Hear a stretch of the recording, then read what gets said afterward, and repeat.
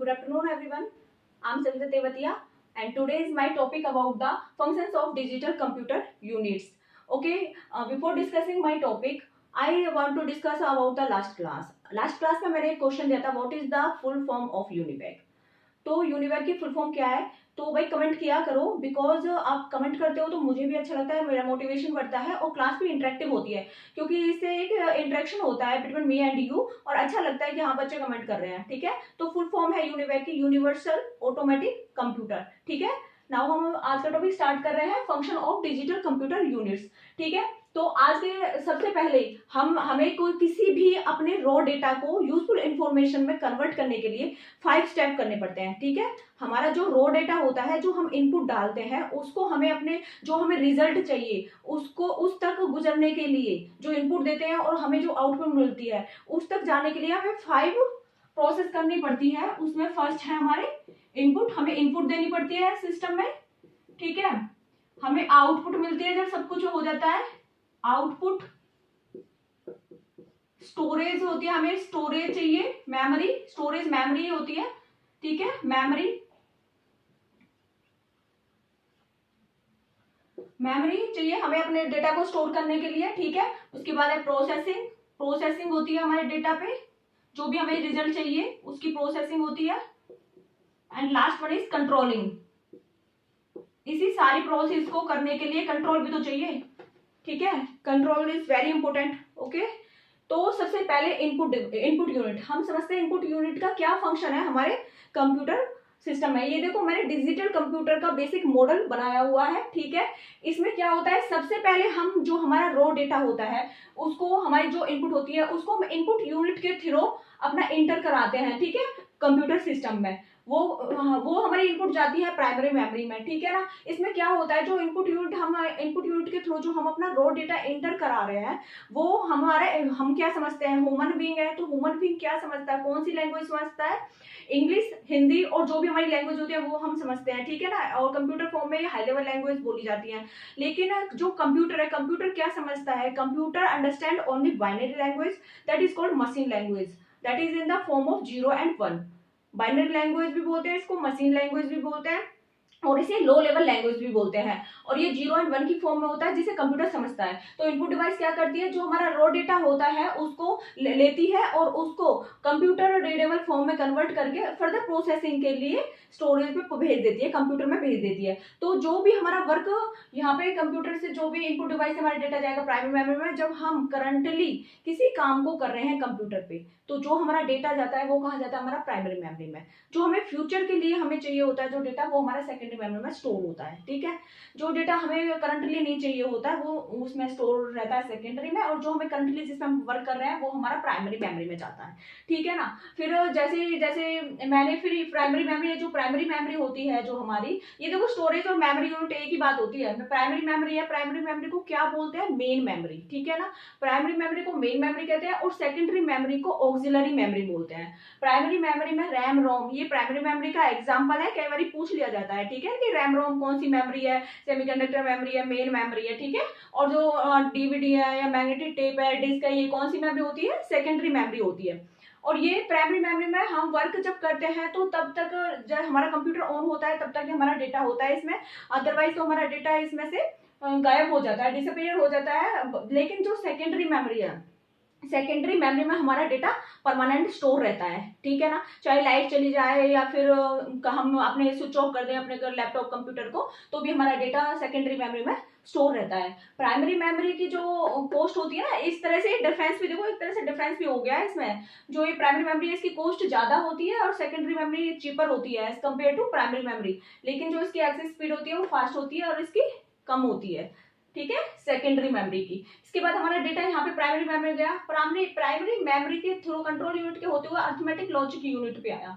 Arithmetic logic unit क्या है, arithmetic logic unit में जो हमारा एक्चुअल प्रोसेसिंग होती है ना, actual processing, exact processing performed on data, data पे जो एक्चुअल प्रोसेसिंग होती है ना, जो भी हमको रिजल्ट चाहिए, तो उसके लिए जैसे अब मैंने 5+2 किया, तो मैं 5 मैंने इनपुट दी, मैंने प्लस किया 2 किया, तो जो एडिशन हो रहा है वो एडिशन कहाँ हो रहा है, अर्थमेटिक लॉजिक यूनिट में हो रहा है। अर्थमेटिक लॉजिक यूनिट में जितने भी हमारे अर्थमेटिक एक्सप्रेशन है, एडिशन है, डिवीजन, मल्टीप्लीकेशन, सब्ट्रैक्शन, ये सभी क्या है हमारे अर्थमेटिकल ऑपरेशन होते हैं ना। और जितने भी हमारे लॉजिकल ऑपरेशन है, less than, greater than, equal to, जितने भी हमारे कंपेरिजन जितने भी होते हैं, ये सभी लॉजिकल ऑपरेशन में आते हैं। तो ये अर्थमेटिक लॉजिक ऑपरेशन यहाँ पे हमारा परफॉर्म होता है, ठीक है।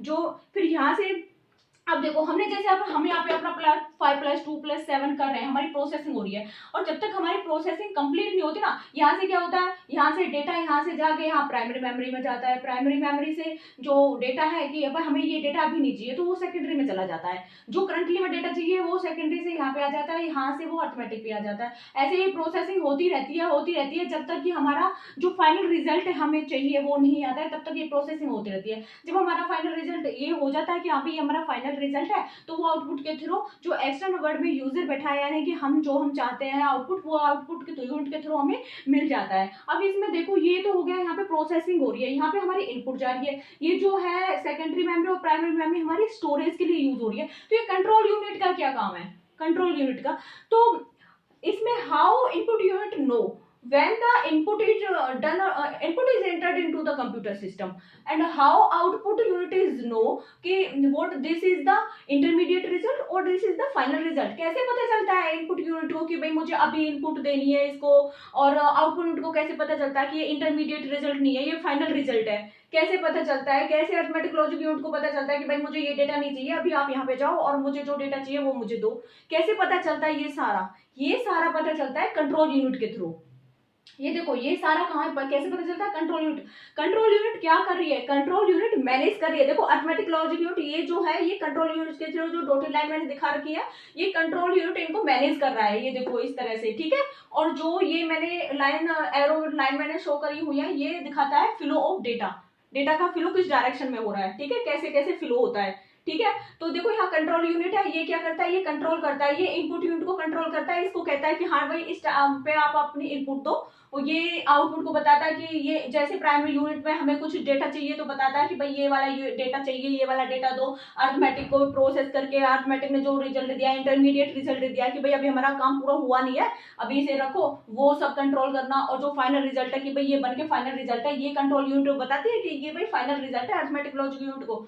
तो फिर यहाँ से जो रिजल्ट आ जाता है, फिर उसको ये कंट्रोल यूनिट के थ्रू कहती है, आउटपुट को बोलती है कि भाई ये हाँ हमारा काम हो चुका है, अब ये आप प्रिपेयर है ये रिजल्ट, और ये रिजल्ट आप यूजर को दे सकते हो, ठीक है। तो ये सब कंट्रोलिंग का काम कौन करता है, control unit control and manages, coordinating and manages all the computer system parts, ठीक है।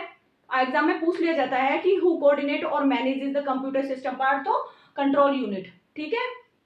फिर कंट्रोल यूनिट कंट्रोल कर लिया, और जो भी आउटपुट है, अब देखो आउटपुट यूनिट का क्या वर्क होता है, आउटपुट यूनिट का work just opposite input unit. Input unit में क्या होता है, इसमें तो हम अपना जो रॉ डेटा है वो इंटर करा रहे थे, लेकिन आउटपुट यूनिट में जो हमारा रिजल्ट है वो रिजल्ट हम एक्सटर्नल यूजर को दे रहे हैं। ये तो देखो इंटर करा रहा है, ये आउट करा रहा है, ठीक है। आउटपुट यूनिट रिजल्ट को एक्सटर्नल यूजर को, और एक्सटर्नल यूजर को आउटपुट दे रहा है। तो एक्सटर्नल यूजर लाइक हम है, तो हम क्या समझते हैं, हम हाई लेवल लैंग्वेज को समझते हैं। तो जो हमारा डेटा है, जो हमारी यूजफुल इन्फॉर्मेशन, हमारा रिजल्ट जो हमें मिला है, यहाँ हमें ह्यूमन रीडेबल फॉर्म में मिलेगा। ये यहाँ से तो मशीन रीडेबल फॉर्म में जा रहा है, अब यहाँ से हमें जो आउटपुट मिलेगी वो ह्यूमन रीडेबल फॉर्म में मिलेगी, ठीक है। ये आउटपुट यूनिट के थ्रू हमें मिलती है, ठीक है ना। वैसे मैं लैंग्वेज को ट्रांसफर करने के लिए कि मशीन लैंग्वेज और बाइनरी लैंग्वेज को हाई लेवल लैंग्वेज में कन्वर्ट करने के लिए कंपाइलर और ट्रांसलेटर यूज किए जाते हैं, और जैसे असेंबली लैंग्वेज होती है उसको हाई लेवल लैंग्वेज में कन्वर्ट करने के लिए असेंबलर यूज किया जाता है। ये अलग टॉपिक है,